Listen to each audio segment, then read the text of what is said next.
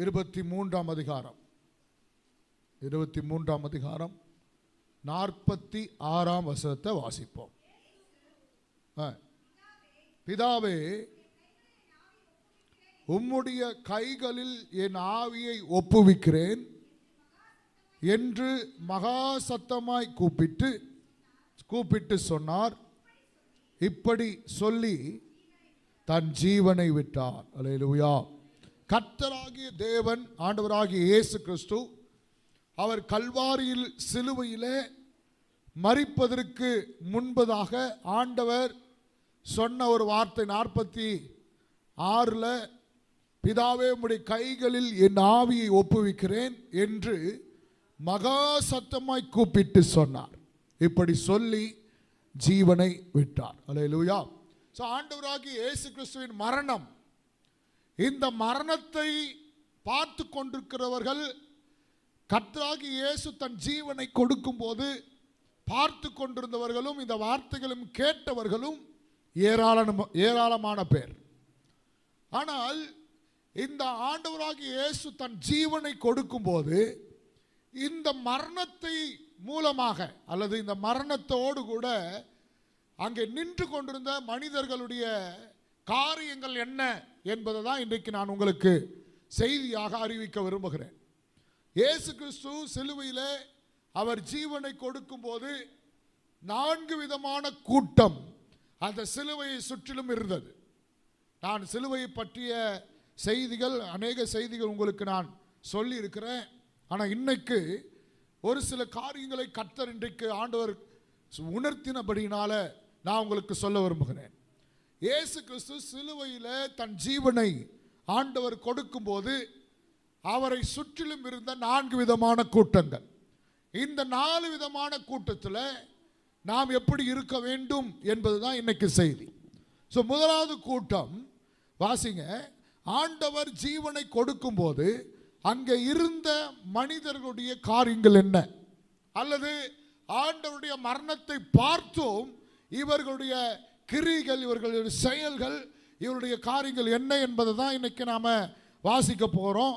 So முதல் ஒரு கூட்டம் இருந்தது. அங்கே வாசிங்க 23ஆம் அதிகாரம் 49ஆம் வசனம். அங்கே இயேசு கிறிஸ்து தன் ஜீவனை கொடுத்த போது அவருக்கு அறிமுகமானவர்கள் எல்லாரும் கலிலேயாவில் இருந்து அவருக்கு பின் சென்று வந்து ஸ்திரீகளும் தூரத்திலே நின்று இவைகளை பார்த்து கொண்டிருந்தார்கள். அல்லேலூயா. இந்த கூட்டம் எப்படிப்பட்ட கூட்டம்? கல்வாரியிலே ஆண்டவராகிய இயேசு கிறிஸ்து தன் ஜீவனை கொடுக்கும் போது அந்த மரணத்தை பார்த்து கொண்டு நின்ற ஒரு கூட்டம். அல்லேலூயா சொல்லுவோம். அல்லேலூயா.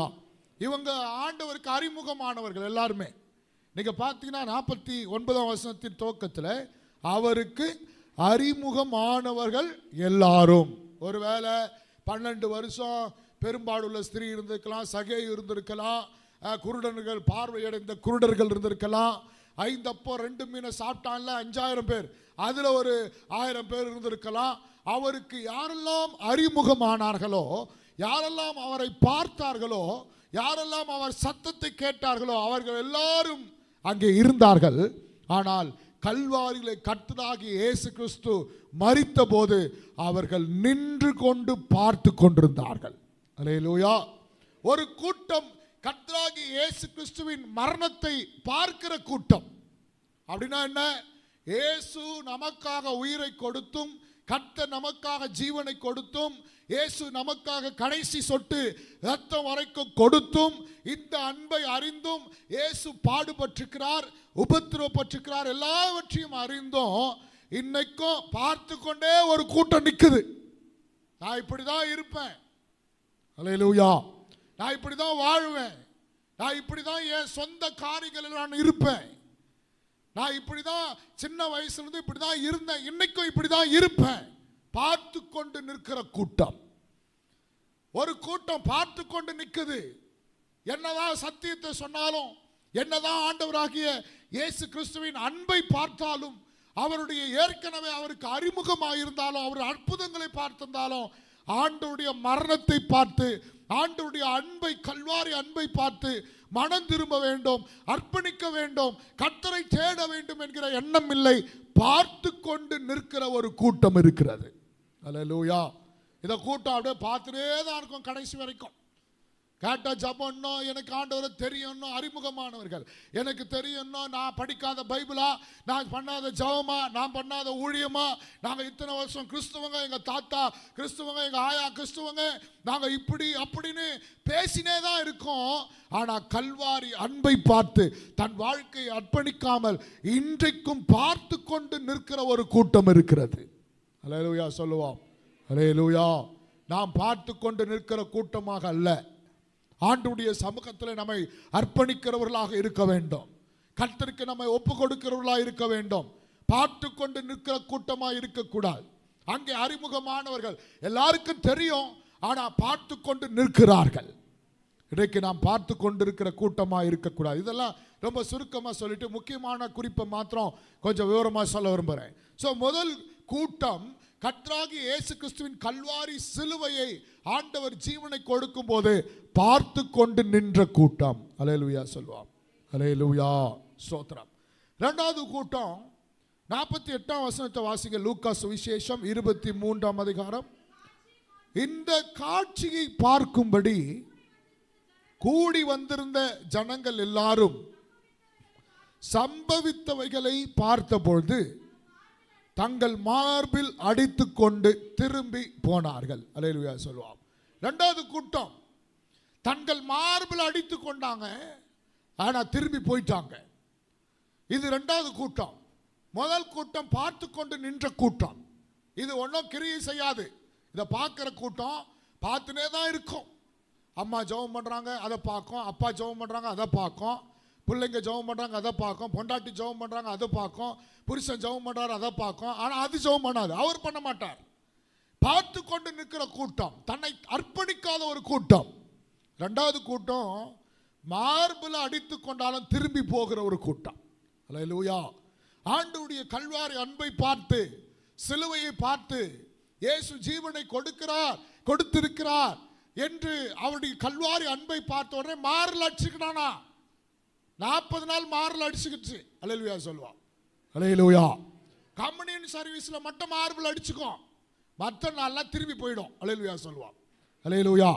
எப்படி 40 நாள் மார்பில் அடிச்சுக்கும். நம்ம எல்லாம் பண்றோம்ல. அல்லேலூயா. நம்ம வீட்டில் கூட மேகி நான்வெஜ் சாப்பிடாம இருக்குது. நான் எல்லாரையும் சேர்த்து தான் சொல்றேன்.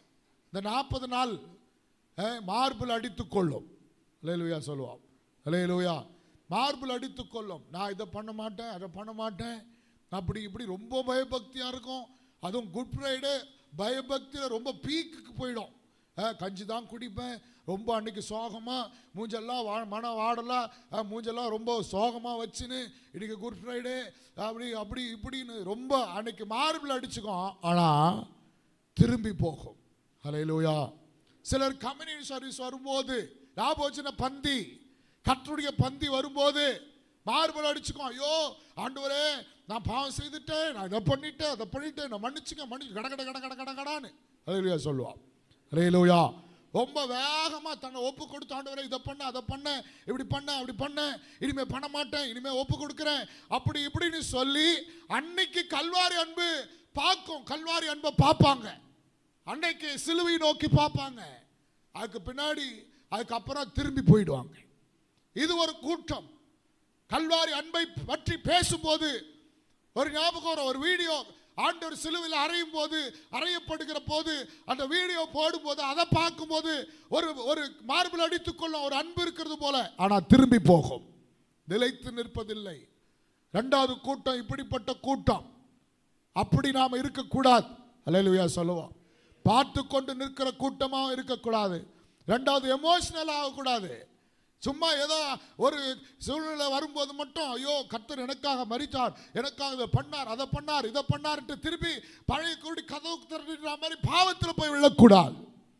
மார்பில் அடித்து கொண்டு ஆண்டவருக்காக நிலைத்திருக்கணும். இதை தான் கர்த்தர் எதிர்பார்க்கிறார். அங்கே ஒரு கூட்டம் நின்றது, மார்பில் அடித்து கொண்டது, ஆனால் திரும்பி போய்விட்டது.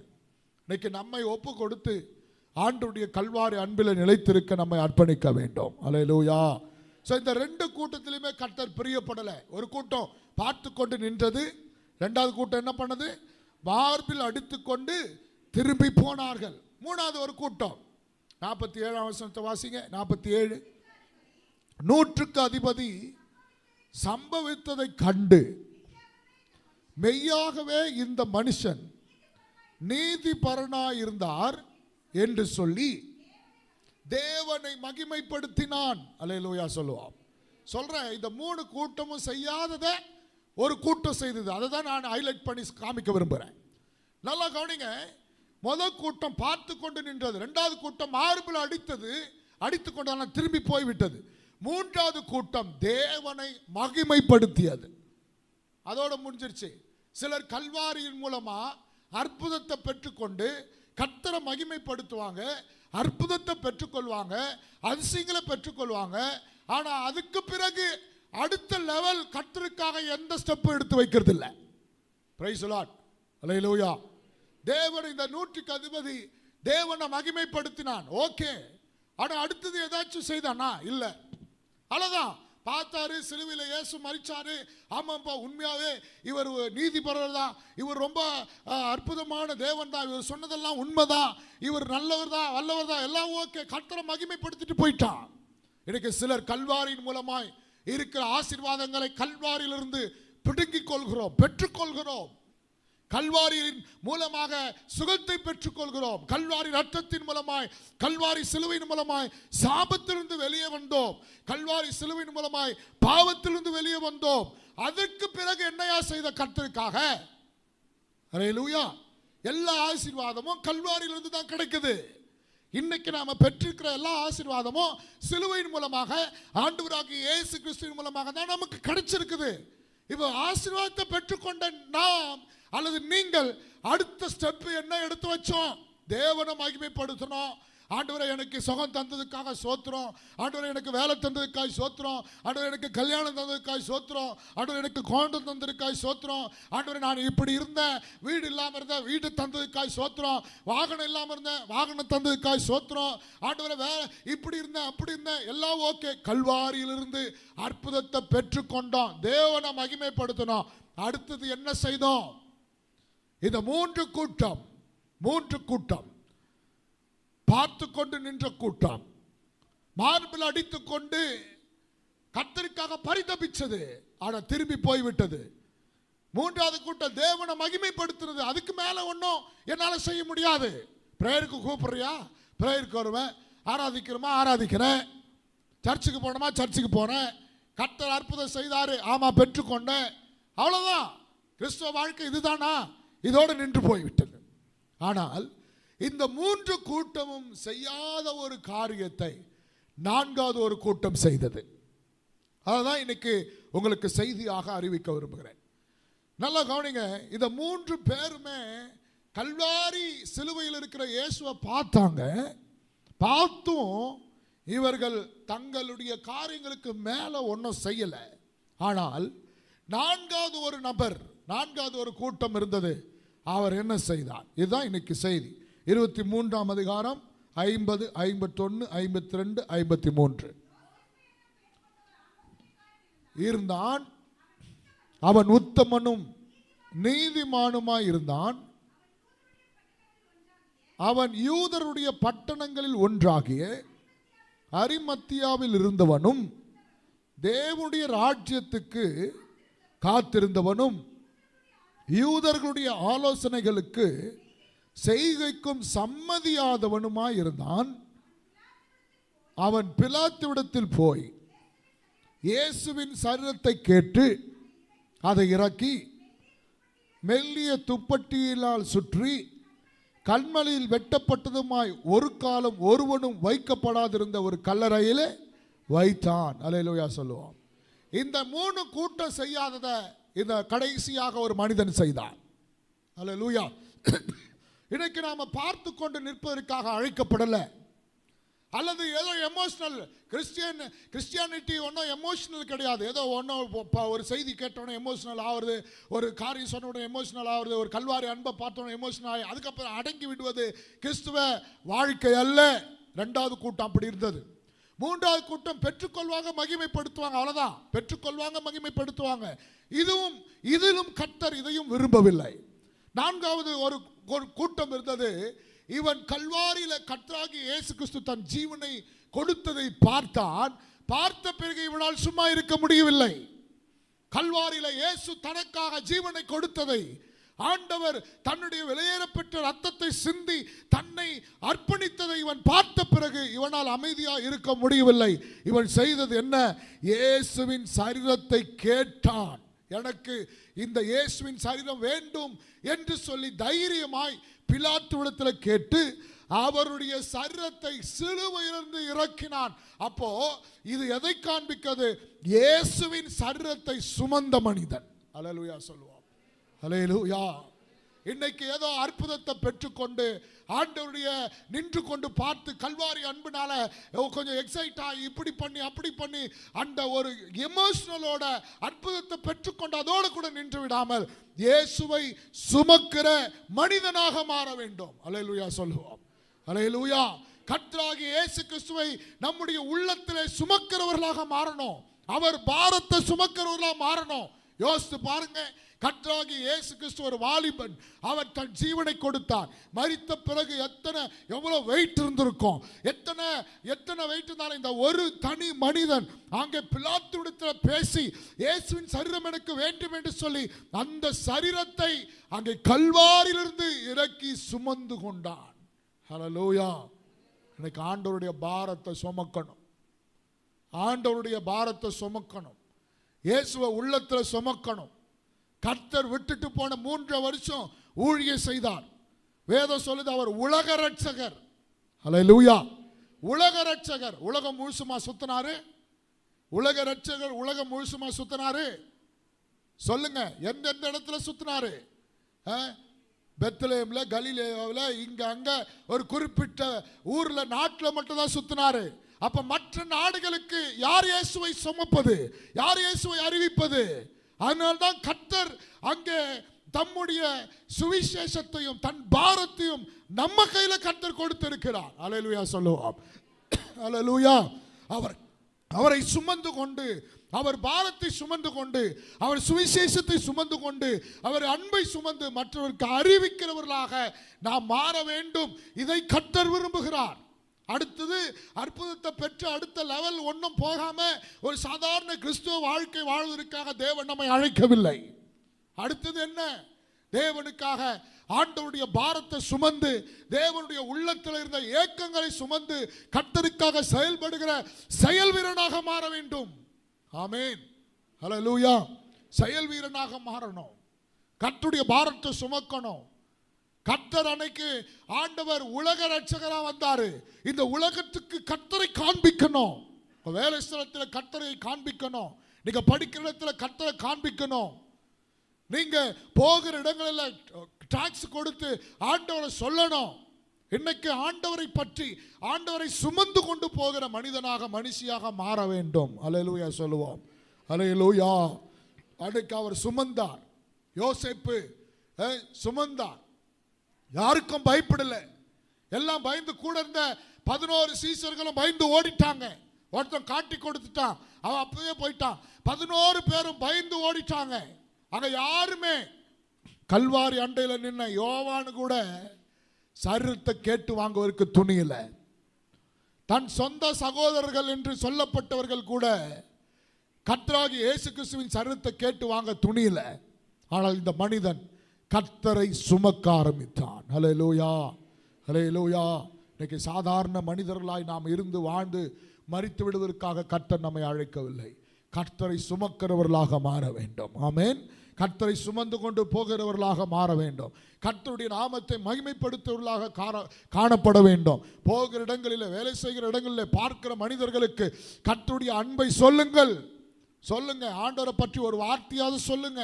ஒரு ஹோட்டலில் சாப்பிட்றீங்க, டிப்ஸ் கொடுக்குறீங்க, ஒரு வார்த்தையாவது சொல்லுங்க. நம்ம காலரை தூக்கி விட்டு நம்மளை அவன் புகழ்ந்துட்டா நம்ம பெருசாக நினச்சின்னு வந்துடக்கூடாது. சொல்லணும், நான் ஆண்டவருடைய பிள்ளைப்பா, கர்த்தரை நேசி, எனக்கு ஆண்டவர் என்னை ஆசீர்வதிச்சிருக்காரு தான் உனக்கு கொஞ்சம் கொடுக்குறேன், இதை நீ வச்சுக்கோ. ஒரு 10 ரூபாய், 20 ரூபாய், 100 ரூபாய், 50 ரூபாய் கொடுத்து கர்த்தரை சொல்லுங்க, கர்த்தரை வெளிப்படுத்துங்கள்.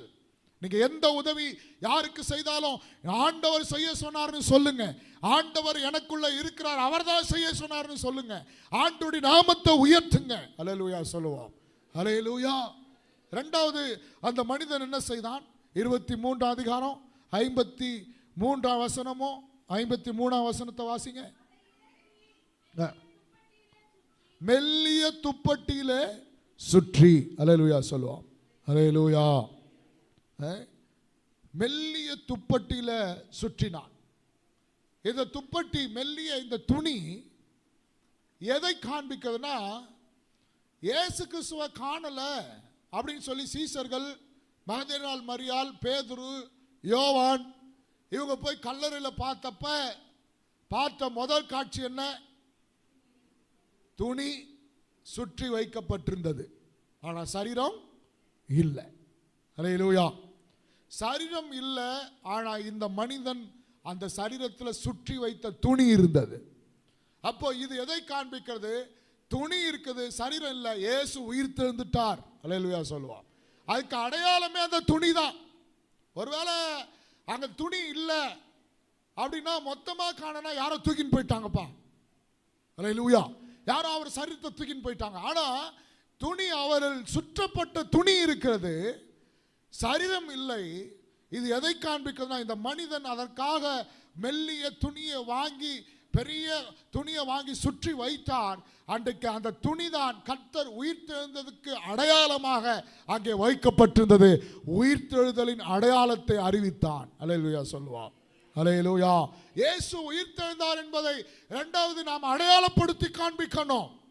அடையாளப்படுத்தி காண்பி, என் தேவன் உயிருள்ள தேவன், நான் ஆராதிக்கிற கர்த்தர் உயிருள்ள கர்த்தர். எப்படி அடையாளப்படுத்தி காண்பிக்க முடியும்? வா மூலமா கர்த்தர் வாழ்வார் என்பதை அடையாளப்படுத்தி காண்பிக்கணும். Price the Lord. அல்லேலூயா. நம்ம மூலமா இயேசு வாழ்கிறார் என்பதை மற்றவர்களுக்கு அடையாளப்படுத்தி காண்பிக்கணும். ஆமாப்பா, இவர்களுடைய தேவன் ஜீவனுள்ள தேவன், இவர்கள் ஆராதிக்கிற கர்த்தர் உயிருள்ள கர்த்தர். அவனை போலவே இன்றைக்கு நாமும் எந்த ஒரு கிரியும் சாட்சி இல்லாமல் இருந்தா எல்லா கடவுளோட இயேசு கிறிஸ்துவ ஒன்னாயிடுவாரு. ஆனால் நாம் ஆராதிக்கிற கர்த்தர், நாம் ஆராதிக்கிற தேவன் உயிருள்ள தேவன் என்பதை நம்முடைய ஜீவியத்தின் மூலமாக தான் காண்பிக்க முடியும். இரண்டாவதாக, அவர் உயிர்த்தெழுந்தார் என்பதை அடையாளப்படுத்தி காண்பித்தான். அல்லேலூயா. மூன்றாவதாக அவன் என்ன செய்தான்? 23 53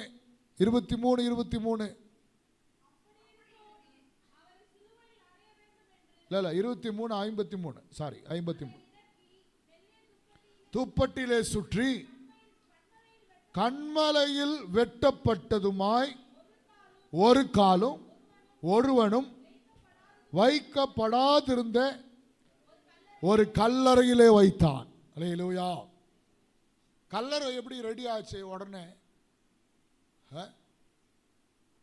முன்னாடி வெட்டி வச்சிட்டானா? அல்லேலூயா. அதுவும் எதுலையா? கண்மலையில். கல்லை வெட்டி, கல்லை கொடாய்ந்து, கல்லை அங்கே வெட்டி கண்மலைக்குள்ள குகையை போல சரி ரெடி பண்ணி அந்த கல்லறையை உண்டாக்கி அதை கல்லு போட்டு மூடுற அளவுக்கு கல்லறை ரெடியா இருக்குது. ஏற்கனவே இருந்த கல்லறையா? இதுவரைக்கும் வேதம் சொல்லுது, ஒரு காலும் ஒருவனும் வைக்கப்படாதிருந்த ஒரு கல்லறையில் வைத்தான். Praise the Lord. அல்லேலூயா. மத்தேயு சுவிசேஷம் 27:60. மத்தேயு சுவிசேஷம் 27:60. என்னவா? அந்த தான் அப்படின்றது ஆங்கில வேதாகமத்தில் எழுதப்பட்டிருக்கிறது, தன் சொந்த கல்லறை. அல்லேலூயா.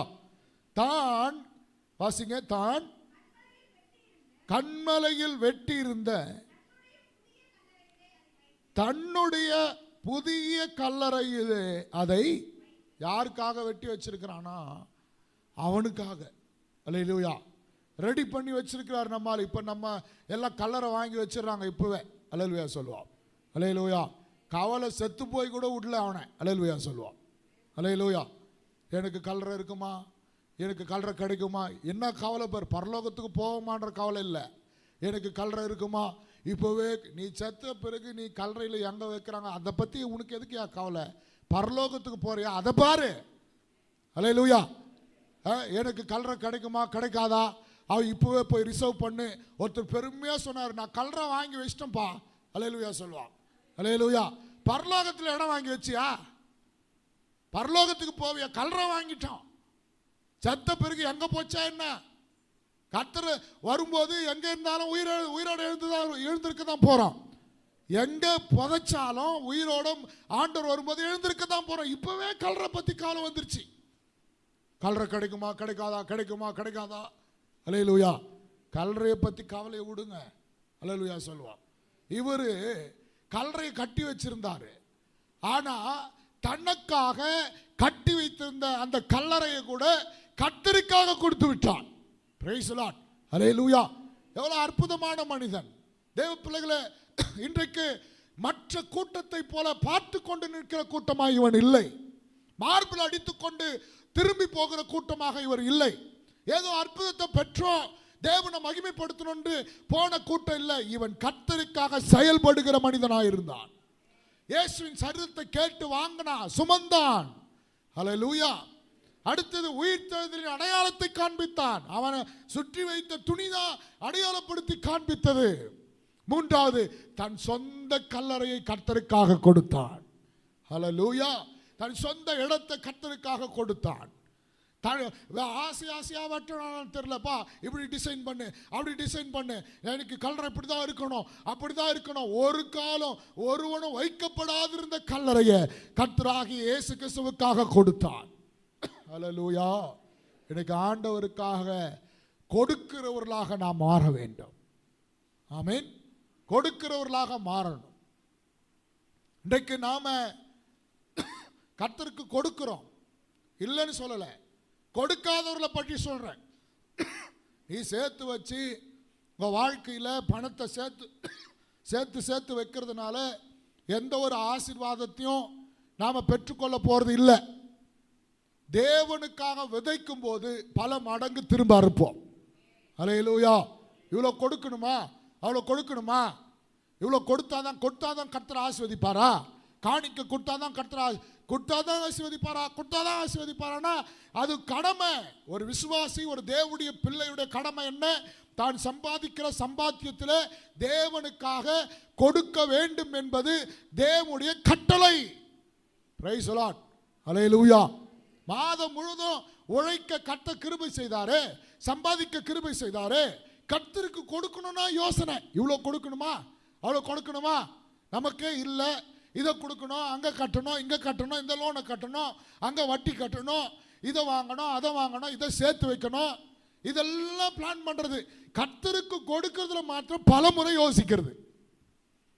நீங்க தேவனுக்காக செயல்படுங்க, கொடுத்து செயல்படணும் தேவனுக்காக.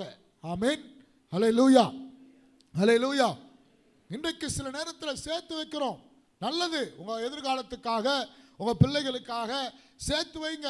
ஆனால் தேவனுடைய ஊழியம் நடப்பதற்கு, கர்த்தருடைய ராஜ்யம் கட்டப்படுவதற்கு காணிக்கை தசம பாகங்களாலே தேவனுடைய நாமத்தை நாம் மகிமைப்படுத்த வேண்டும். அல்லேலூயா. அல்லேலூயா. இதில் நிறைய பேருக்கு என்ன டவுட்னா, நான் எங்கே கொடுக்குறது காணிக்க, எங்கள் சர்ச்சில் போகிற சர்ச்சில் கொடுக்குறதா, இங்கே கொடுக்குறதா, அங்கே கொடுக்குறதா, இப்படி ஏகப்பட்ட டவுட்டு. அல்லேலூயா. நீங்கள் எங்கே ஆவிக்குரிய வாழ்க்கையில் நீங்கள் எங்கே ஆசீர்வதிக்கப்படுகிறீர்களோ அங்கே கொடுத்தா போதும். அல்லேலூயா சொல்லுவோம். அல்லேலூயா. உங்களை நடத்துகிறவர்கள், உங்கள் ஆவிக்குரிய வாழ்க்கைக்கு உத்தரவாதம் பண்ணுகிறவர்களுக்காக நீங்கள் கொடுத்தா போதும். அல்லேலூயா சொல்லுவோம். அல்லேலூயா.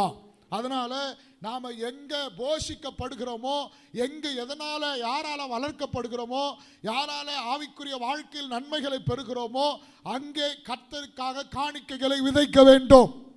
யாருன்னே தெரியாத ஆளு அவருக்கு நம்ம இங்கிருந்து பணம் அனுப்பி அதை பெருமையா சொல்லிக்கிறதுல எந்த பிரயோஜனமும் இல்லை. அல்லேலூயா சொல்லுவோம். அல்லேலூயா. Praise the Lord. அல்லேலூயா. உனக்காக விழுந்து விழுந்து ஜெபம் பண்ணுவாங்க, உனக்காக உத்தரவாதம் பண்ணுவாங்க, கண்ணீர் விடுவாங்க, மந்திரங்கத்தில் ஜெபம் பண்ணுவாங்க, பிரயாசப்படுவாங்க. இவங்க எல்லாம் கண்ணுக்கு தெரியாது. அவர் டிவில பேசிட்டாரு, அந்த வார்த்தை எனக்கு தொட்டுருச்சு, அதனால அவருக்கு 1 லட்சம் ரூபாய் காணிக்க. ஹல்லேலூயா, ஹல்லேலூயா. ஆனா இங்க முட்டி போட்டு உத்தரவாதம் பண்ணி ஜெபிக்கிறவங்களுக்கு ஒன்றும் கிடையாது. நான் சொல்றேன், மனுஷனை பார்த்தல்ல, உங்க ஆவிக்குரிய வாழ்க்கைக்கு உத்தரவாதம் பண்ணுகிற ஊழியங்கள் கட்டப்படுவதற்காக விதைக்க ஆரம்பிங்கள். ஹல்லேலூயா சொல்லுவார். ஹல்லேலூயா. தேவனுடைய நாமம் மகிமைப்படும்படி, கர்த்தருடைய ராஜ்யம் கட்டப்படும்படி விதைக்க ஆரம்பிங்கள். அப்போது கர்த்தர் நம்மை ஆசீர்வதிக்க ஆரம்பிப்பார். தேவனுடைய ராஜ்யத்துக்காக செயல்பட ஆரம்பிங்கள். நான் ஐக்கியத்தில் இருக்கிறவங்களுக்கு உரிமையோடு சொல்றேன், நீங்க காணிக்க எங்க கொடுத்தாலும் சரி, உங்க பேரை படிக்கணும்னு விரும்பாதீங்க. ஹல்லேலூயா சொல்லுவோம். ஹல்லேலூயா. உங்க பேர் படிக்கணும், என் பேரை படிக்கல, என் பேரை சொல்லல அப்படின்னு சொல்லி நீங்க ஒரு நாளும் விரும்பாதீங்க. அதுக்காக காணிக்கையை கொடுக்காதீங்க. வலது கை கொடுப்பது இடது கைக்கு தெரியக்கூடாது. ஹல்லேலூயா சொல்லுவோம். பேரை படிச்சுட்டா அந்த இடத்தோட உங்க பலன் முடிஞ்சு போச்சு, பலன் முடிஞ்சு போச்சு.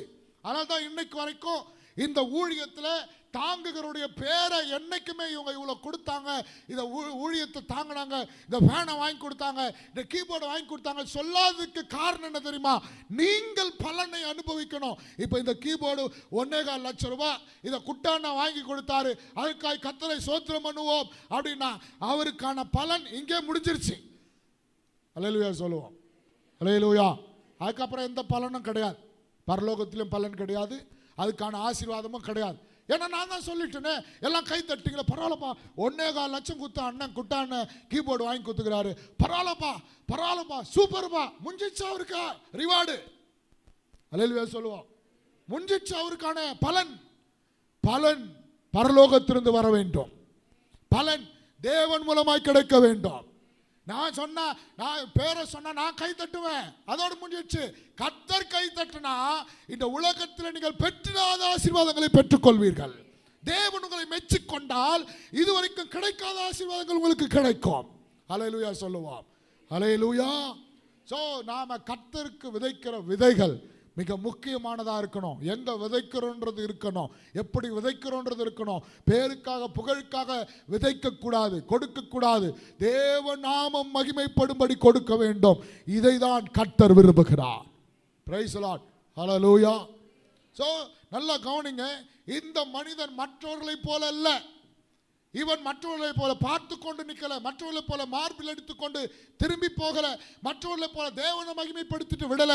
கர்த்தருடைய சரீரத்தை சுமக்க ஆரம்பித்தான், கர்த்தருடைய உயிர்த்தெழுதலின் அடையாளத்தை காண்பிக்க ஆரம்பித்தான், தேவனுக்காக தன் சொந்த கலரையை கொடுக்க ஆரம்பித்தான். ஆமென். ஹல்லேலூயா. சரி, ஏன் இவனுக்கு மட்டும் இந்த ஆதங்கம்? ஏன் இவன் மட்டும் செயல்பட்டான்? மற்றவெல்லாம் அற்புதத்தை பெற்றுக்கொண்ட இவன் ஒரு அற்புதத்தையும் பெற்றுக்கொள்ளல. மற்றவெல்லாம் அற்புதத்தை பெற்றுக்கொண்டான். Price the Lord. ஹல்லேலூயா. ஒரு பெண் தனக்கு உண்டானவர்களெல்லாம் செலவு பண்ணலாம். எதுக்கு? 12 வருடம் பெரும்பாடு நீங்குவதற்காக எவ்வளவு செலவு பண்ணா, எத்தனை லட்சம் செலவு பண்ணான்னு தெரியல. வேதம் சொல்லுது தனக்கு உண்டானவைகள் எல்லாம் செலவு செய்தாள். அப்ப லட்சக்கணக்கில் செலவு பண்ணியும் கிடைக்காத சுகம் ஃப்ரீயா கொடுத்தார் கர்த்தர். இலவசமாய் கொடுத்தார், இலவசமாய் கொடுத்தார்.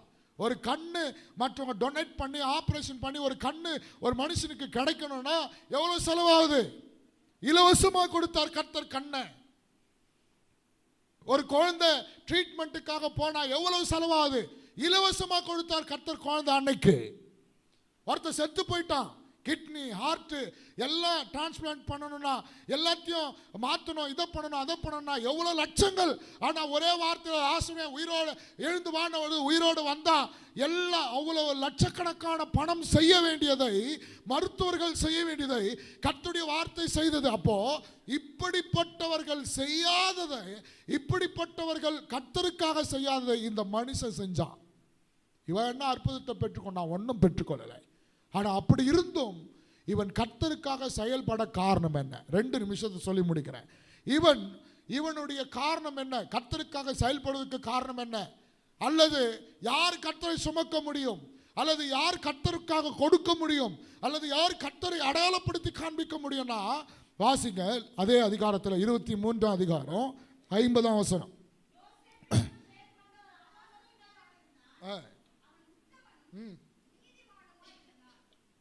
யாரா இவரு? உத்தமனோ. எல்லாரும் கொடுத்துட முடியாது கர்த்தருக்காக. ஆமென். எல்லாரும் கொடுத்துட முடியாது. யார் கொடுக்க முடியும் கர்த்தருக்காக?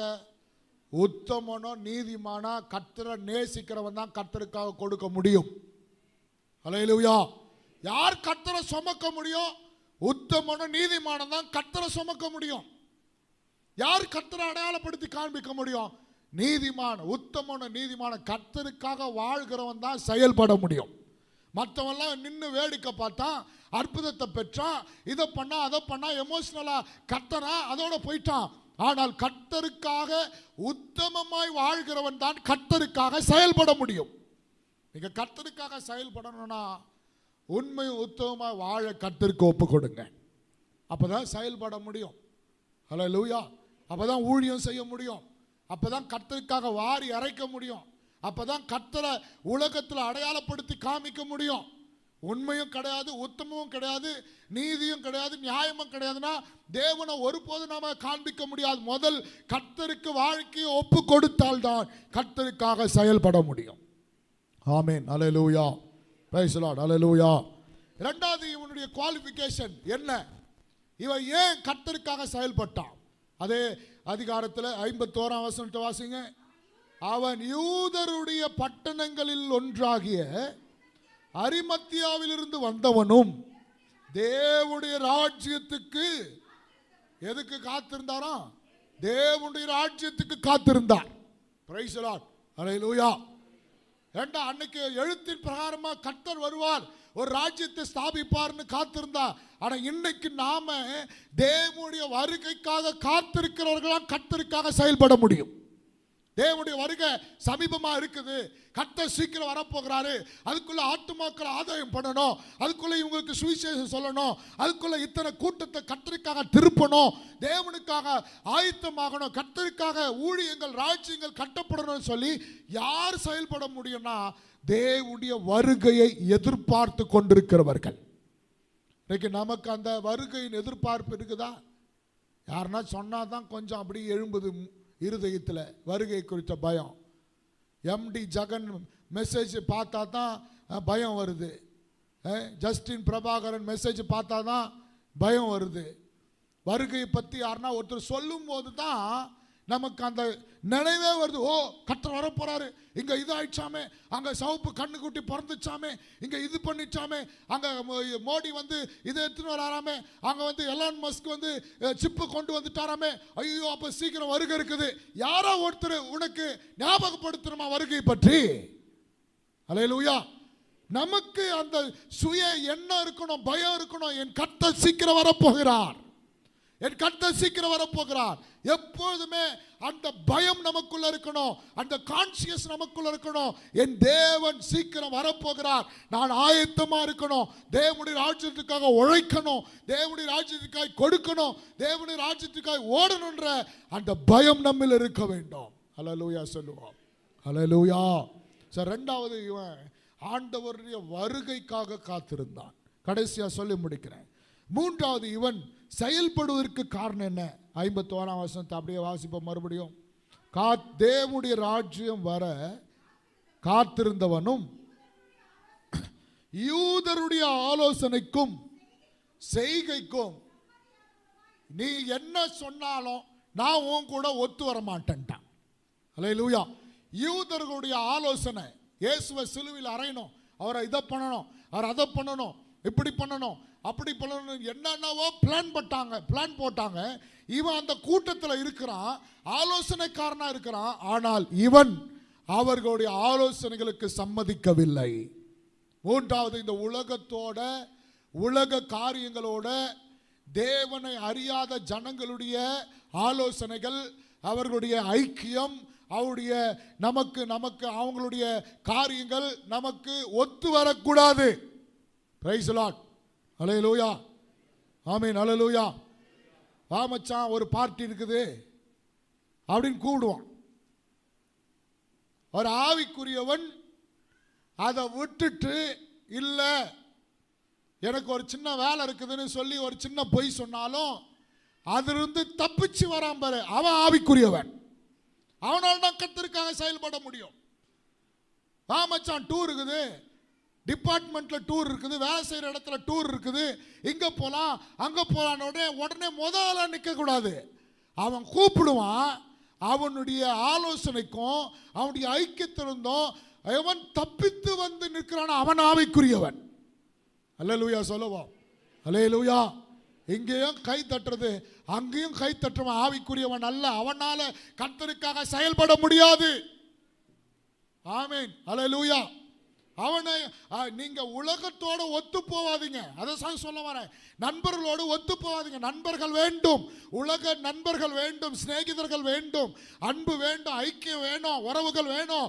ஆனால் அந்த ஐக்கியத்தோடு அவர்கள் செயல்படுகிற காரியங்களை நம்முடைய செயல் இருக்கக்கூடாது. எப்படி தப்பிக்கணுமோ அப்படி தப்பிச்சு வெளியே வந்துடணும். அல்லேலூயா சொல்லுவோம். அல்லேலூயா. அங்க போய் மாட்டிக்கின்னு மூழ்கிக்கின்னு அவன் போய் எல்லாரும் நல்லவனா இருக்க மாட்டான். 10 ஃப்ரெண்ட்ஸுக்குறானா 8 பேர் நல்லவனா இருப்பான், 2 பேர் ஏடாகுடம் பண்றவனா இருப்பான். அங்க அவன் ஏடாகுடம் பண்ணா 10 பேரும் பாதிக்கப்படுவான். உனக்கு தேவையில்லாத வேலை அங்க. யூதர்களுடைய ஐக்கியம் ஆலோசனை அதுக்கு இவன் ஒத்து போல வேறு பிரிந்து வாழ்ந்தான். இன்னைக்கு வேறு பிரிந்து வாழணும். ஆவிக்குரியவர்கள் வேறு பிரிந்து வாழணும். எந்த இடத்திலும் நீ ஆவிக்குரியவன் என்பதை காண்பிக்கணும். உலகம் சொல்லும், வேலை செய்யறவங்க கூட வேலை செய்யறவங்க இதை பண்ணலாம் அதை பண்ணலாம், இங்க போலாம் அங்க போலாம், இந்த பார்ட்டி இருக்குது, இந்த டூர் இருக்குது எல்லாம் சொல்லுவாங்க. நீ அதுக்கு ஒத்துழைக்க கூடாது. எங்க ஒரு ஆவிக்குரியன் தப்பிக்க வேண்டுமோ, எங்க ஒரு ஆவிக்குரியன் வெளியே வரணுமோ, எங்க ஒரு ஆவிக்குரியவன் அங்க இருந்து எஸ்கேப் ஆகணுமோ அங்க எஸ்கேப் ஆகணும். Praise the Lord. அல்லேலூயா. நீ போலன்னா தாலி எடுத்து மாப்பிள்ளை கட்டாம, ஐயோ இன்னும் என் ஃப்ரெண்டு வரலையே தாலி கட்ட மாட்டேன் நான் அப்படின்னு அழுதுன்னு உக்காந்துக்க மாட்டான். அல்லேலூயா. ஆவிக்குரியவன் ஆவிக்குரிய காரியத்துக்கு முக்கியத்துவம் கொடு. ஊழியத்தில் இருக்கிற ஊழியத்துக்கு முக்கியத்துவம் கொடு. தேவனுடைய பிள்ளைகள் தேவனுக்கு முக்கியத்துவம் கொடுங்க. எந்த இடத்துக்கு போனா அவன் ஜீவியம் கெட்டு போகுமோ, எந்த இடத்துக்கு போனா அவன் பேச்சு கெட்டு போகுமோ, எந்த இடத்துக்கு போனா அவன் பார்வை கெட்டு போகுமோ, எந்த இடத்துக்கு போனா உங்களுடைய ஜீவியம் கெட்டு ரட்சிப்பை இழக்கக்கூடிய சூழ்நிலை வருமோ அந்த இடத்துக்கு போகக்கூடாது. Praise the Lord. அல்லேலூயா. Praise the Lord. அல்லேலூயா. போகக்கூடாது. போயிட்டு ஐயோ விழுந்துட்டுனே, ஐயோ நான் விழுந்துட்டுனே, ஐயோ நான் பார்த்துட்டுனே, ஐயோ நான் பேசிட்டுனே, ஐயோ நான் இப்படி பண்ணிட்டேனே, கர்த்தாவே நான் மன்னிச்சுங்க அதுக்கப்புறம் வந்து புலம்பின்னு இருக்கக்கூடாது. தப்பிக்கக்கூடிய வழியில் தப்பிக்க வழி இருக்கும்போது தப்பிச்சுக்கணும். ஒரு ஆவிக்குரிய எங்க நிற்கணுமோ அங்கே நிற்கணும். அல்லேலூயா சொல்லுவோம். அல்லேலூயா. அந்த யோசேப்பு என்கிற இந்த மனிதன் தான் வேறு பிரிந்து வாழ்ந்தான். யூதர்களுடைய ஆலோசனைக்கும் அவன் என்ன சொன்னாலும் அதுக்கு ஒத்து போல இவன் வேறு பிரிந்து வாழ்ந்தான். அதனால் தான் கர்த்தருக்காக செயல்பட முடிந்தது. இன்னைக்கு நம்ம ஒப்பு கொடுப்போம். சிலருக்கெல்லாம் புரியல. யூடியூப்ல இதே செய்தி இருக்கும், மறுபடியும் ஒரு முறை கேளுங்க. அல்லேலூயா சொல்லுவோம். அல்லேலூயா.